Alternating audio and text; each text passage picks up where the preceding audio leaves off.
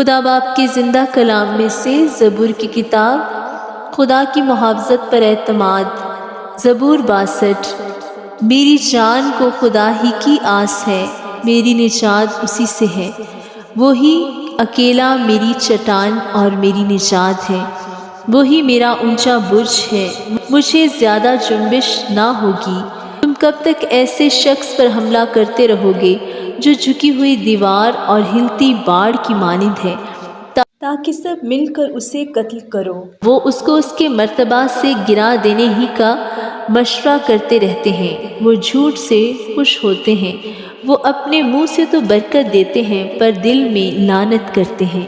اے میری جان، خدا ہی کی آس رکھ، کیونکہ اسی سے مجھے امید ہے، وہی اکیلا میری چٹان اور میری نجات ہے، وہی میرا اونچا برج ہے، مجھے جنبش نہ ہوگی۔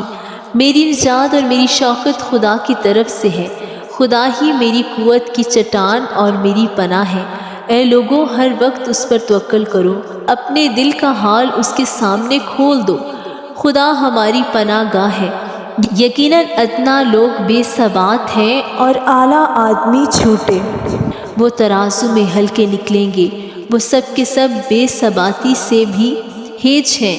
ظلم پر تکیہ نہ کرو، لوٹ مار کرنے پر نہ پھولو، اگر مال بڑھ جائے تو اس پر دل نہ لگاؤ۔